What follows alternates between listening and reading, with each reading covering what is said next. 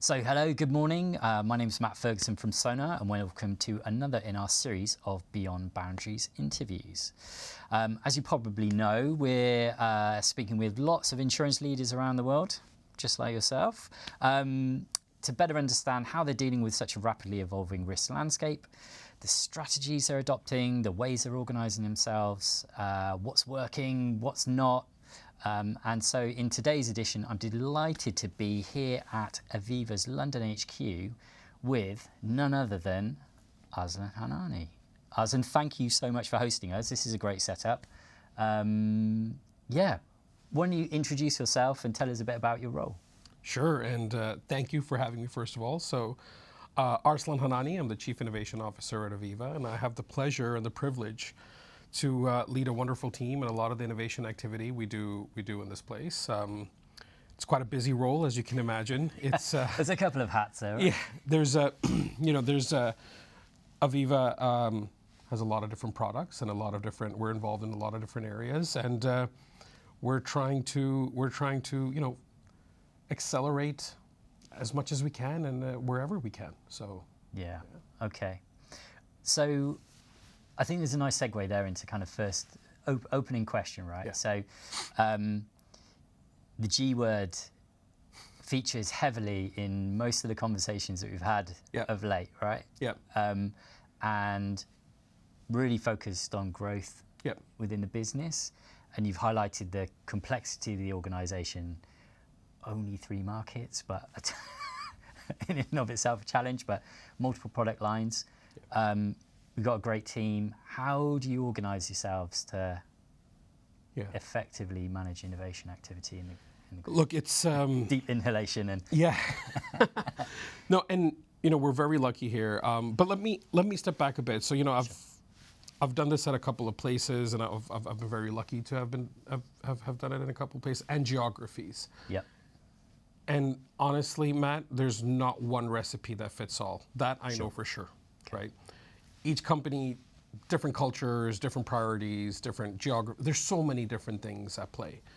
I think how we're trying to do it at Aviva is, first of all, we want to make sure that we all adhere to, we all subscribe to the identity of the team. Like, what's our purpose? Okay. Yeah. The way we talk about it internally is we're here to fuel the next wave of Aviva's growth. Okay. So just that, I think, sets a little bit of the culture and a little bit of why we're here. The other thing that we really focused on is if we're thinking about fueling the next wave of Aviva's growth, how do we actually do that? Because it's not going to be in isolation. Yep. It's going to be through a lot of partnerships, internal and external, right? So internally, we spend a lot of time with the business units and the leaders of the business to understand, well, where is it that they're trying to go and how can we help them get there through the various sort of capabilities that we have as an innovation team.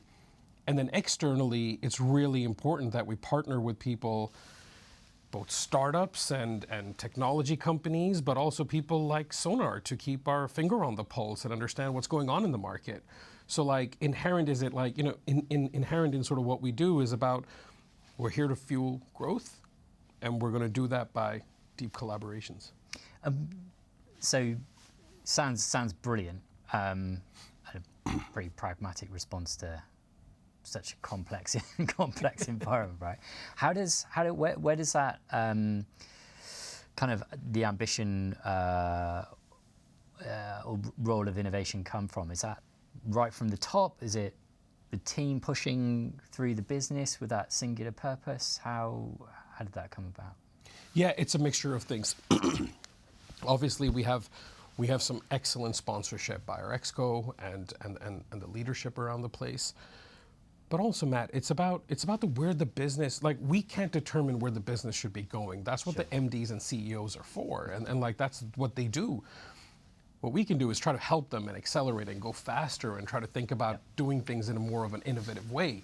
So we're here to listen, to understand, and then try to sort of accelerate rather than a completely top-down methodology. Does that make sense? Yeah, I think so. So it sounds like there's a really collaborative relationship between 100%. The different business units.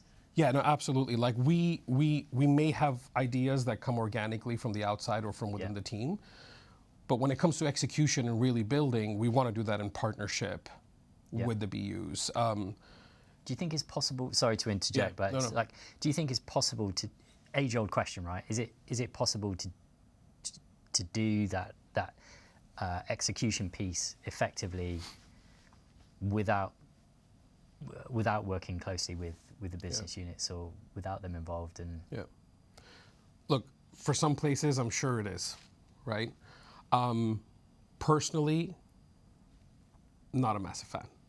Sure. Because I think for long-term sustainable growth and profitability, you really need that collaboration. Sure. I think often, potentially, of course, you may be able to go faster, or you may be able to go a little bit differently, or you may be able to do things on the outside. And then, in my experience, does that translate into sustainable and long-term growth and profitability? I don't think so. So it's if we're here to fuel the next wave of Aviva's growth, then we have to make sure that we zero in on that, we're focused on that, and that we act accordingly. And I think we've learned, and we learned from other places, and a lot of our team has learned that doing that, the best way to do that is in deep partnership.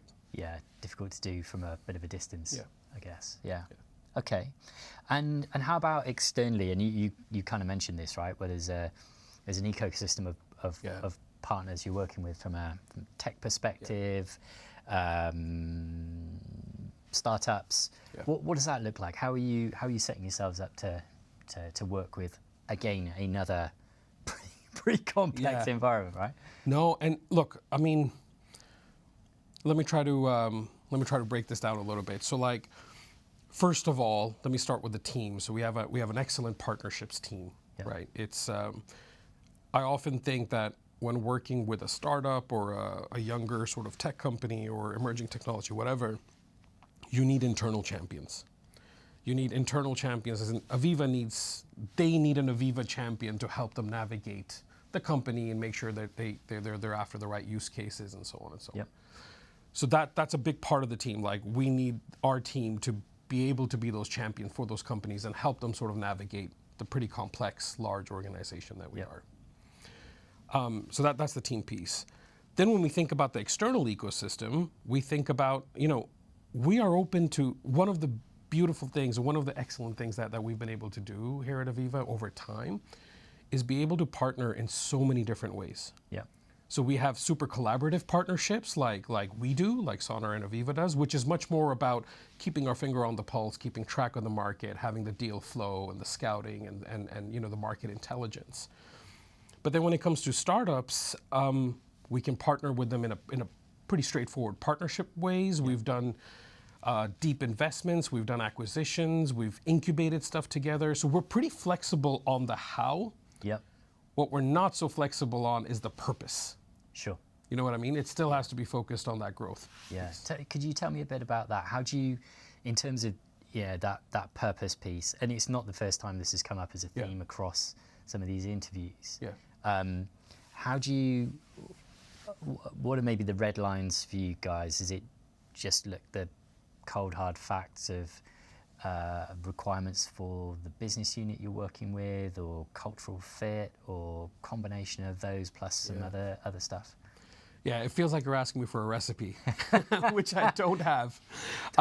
So it is a mixture of it all. Like, I don't think there's any specific red lines, right? Sure. I think each situation is different, and the context is different. Culture fit is massive for us. And I think generally, like, having done so many partnerships, I feel like the ones where your incentives are aligned and there's a strong cultural fit, it makes a massive difference. It makes, it makes that long-term sustainable success much easier. I think then you also have to consider who's the company that you're working with. Is it a pre-seed insurtech, or is it, a very mature, established company? Depending on the type of company, we need to be able to be flexible with our model of what's the best way to engage with them. Sure. Right? So we try to make sure that we have a model that's pretty flexible, and then we really work with the partner to say, what is the best way for us to work together? Yeah. Okay. Is it a straightforward partnership, or is it something deeper than that. Okay. And sometimes it evolves too. Sometimes things start as a pretty straightforward services contract and they turn into acquisitions or deeper partnerships or investments. Yeah. So again, you need to sort of let it evolve. Yeah, it's hard. I guess it's hard to kind of predict the roadmap in concrete terms. Yeah, I mean, we try that. I know Sure. a lot of people do, and most of the time they end up being wrong. So I think it's more about the flexibility in the roadmap rather than just sticking to the roadmap strictly. Okay. So flexibility and evolving were kind of two words which jumped out through that. And let's talk about that from an organisation perspective, but more specifically around this evolving risk landscape. Yeah. How do you approach that from a technology perspective? Yeah, I mean, what a time to be alive. I think, Yeah, I mean, right? Like things are moving so fast. It's definitely not boring, right? No, and especially when you factor in like Gen AI and agentic technology and LLMs, it's so fast, it's incredible. And I know from our perspective, we're pretty excited. We're pretty excited to sort of get involved. How do we work with it? Look, we got to remember, like, we're a large insurance company, we're a public company, so we have to have responsibility with how we deploy things. Sure. Right? So we as a team, we don't necessarily, we do look for appropriate and sort of more proportional governance for things, but we take that due diligence quite seriously because we have a lot of customers and it could be a lot of impact, right? It's an understatement, right? Exactly. So we take that as a bit of a badge of honor that like actually we need to go through this process to make sure that we're doing the right thing for our customers and the right thing for the company. And we're not shy about it, you know what I mean? So it's more about like, tell us what is needed to be done and what processes do we need to go through, and we'll tackle those. Sometimes we do challenge them, don't get me wrong. Sure. Do I think we have to be the fastest or the most nimble? I don't know if that works with being as responsible as you need to be. Sure. You know what I mean? Yeah. So it's about that balance of where should we push, where should we not? Yeah, I guess from an artificial intelligence perspective, it's like where do you draw the line in the sand as well? Because it's evolving, technology is evolving so fast. At what point do you make a move or? Yeah, and I mean we've been really lucky. We've we've been investing for quite some time. We've been building internal tools. We've been building a lot of internal capabilities. We built Oasis, which hosts sort of 25 LLMs and it has access to data and things like that. So we've just, the way I think about it is we've sort of democratized it, for our colleagues to build really good tools. But you're right, like that took a lot of effort and a lot of thoughtfulness to make sure that we're putting the right guardrails around this. Yeah. Okay. Any other tech trends like AI you can't get away from, right? Any other tech trends which are kind of I don't know, interesting from an Aviva perspective, but personally as well, right? Yeah. I think are cool. Yeah. No, I think we're pretty excited about health tech in general. I think there's a real shift towards more preventative technology, and it's really exciting, right? Because you think about longevity and you think about making people healthier and fitter, and so we're pretty excited with a lot of the things that are happening out there right now. We're also pretty excited about how the role AI plays in wealth and pensions and sort of that world, right? Yeah. Like around financial coaching and advice and this is a very heavily regulated space, so we have to be, those guardrails need to be really strong. But we see it as something potentially that can make a pretty meaningful impact to our customers and to how we provide sort of our products. We're always fascinated by a lot of the stuff that's happening in the cyberspace, right? Yep. Like in the cyber threats. We've seen a lot of the recent things that have gone on here in the UK with Marks and Spencers and so on. So we're always thinking about how do we give ourselves the edge in underwriting and understanding cyber risk better, and participating in that market a bit more sharply. But if I had to pick one, I would say health is pretty fascinating. And again, it's not just from a preventative angle, because I know that's been around a lot, but recently we've seen a lot of progress in sort of women's health and sort of fertility and things like that too. So it's quite interesting, and we've seen a lot of development in mental health provision. doing that digitally and doing that in a really slick way. So that definitely resonates both personally and professionally. Okay. Yeah. Fantastic. Yeah. So how about, I know you, you won't be drawn on a recipe for success, right? maybe some practical experience, or drawing on practical experience. Stuff that's gone well, stuff that's not gone so well, but you know, you've just learned a ton from. Any examples from? Yeah, no, happy to. So like, I think a couple of things that I've personally always tried to sort of champion and push for, right? Like, one is being very clear about the purpose of especially teams like innovation teams and so on. It's what are we here for? Because there are companies out there that need R&D. Yeah. And then there's companies out there that need growth. Some need both. Some need one or the other. And I think in that spectrum, you kind of have to be pretty clear about where does our team sit and what's our purpose and where do we want to go, right? We've mentioned it before, but cultural fit is, I think, so critical. And I've never been able to define. Somebody asked me the other day, it's like, what is cultural fit? It's like, I don't know, but you have to spend time with people in a room. Yeah. You have to be in the flow of things to really understand the difference between A and B, because there will be.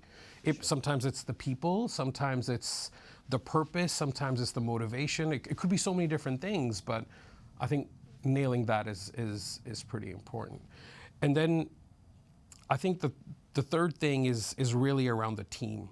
Like, again, we're very lucky. We have a wonderful team here as an innovation team. I mean, you work with us and you know the folks. But the way I think about it is like altitude, first of all, right? Okay. One day we could be working on the 40,000-foot view in terms of what's the next thing for Aviva, how do we think about it, how do we focus on it. The meeting after that could be about A/B testing a customer journey, right? Sure. So like being able to navigate those altitudes is really, really critical, right? So be able to flip from a 40,000-foot lens to a 400-foot lens. Sure. You know, or a 4-foot lens. Exactly. You know, so being able to deal with that ambiguity and that diversity is pretty important. The other thing that I think we talk about a lot is sort of the velocity. Okay. And velocity, speed, and direction, right? You want to be fast when the direction is good. You don't want to be fast when the direction is wrong. Sure. So how do you, and you don't want to be slow when you get the analogy. It sounds like a beautiful soundbite as well. That's great. So it's, how do you do that? How do you get that, right? The direction, I think, for us comes a lot from that engagement with the BUs and understanding where are you going, where's the company going, how do we bring that together, how do we think about this space, how do we paint a picture around it. And the speed comes through the people and the credibility and the relationships and the sort of the leeway you create for the team, right? And the company creates for the innovation team. Okay, fantastic. Yeah. Sounds pretty good. You mentioned that 40,000-foot view and the future for Aviva. Maybe that's a good segue to kind of final question around. Yeah, what does the future hold? What's exciting? Kind of thinking about into sort of 5-10 years into the future, as opposed to what's exciting with BAU. But yeah, what do you think? Yeah, look, I mean, tough questions. There's a lot going on in the building, as you know. And look, I wouldn't be qualified to talk about 10 years of, it would just be a guess, right? Sure. When I think about it from an innovation perspective, we're pretty convinced that this model is going to help fuel that next wave of growth. So we're refining the direction, we're adding the speed, we're learning how to operate at the different sort of altitudes, and yeah, we just want to do more. Yeah. So we want to up the volume and like really push it, and we're pretty excited. I think the markets and there's technologically there's so much happening from an insurtech perspective. There's so much happening from we talked about health and wealth. There's a lot of opportunity out there. So we're pretty excited. Fantastic. Yeah. Well, conscious of of time. We're coming to the end of it, but thank you very much again for your time and for hosting us. It's been great to chat. Thank you very much. Thank you.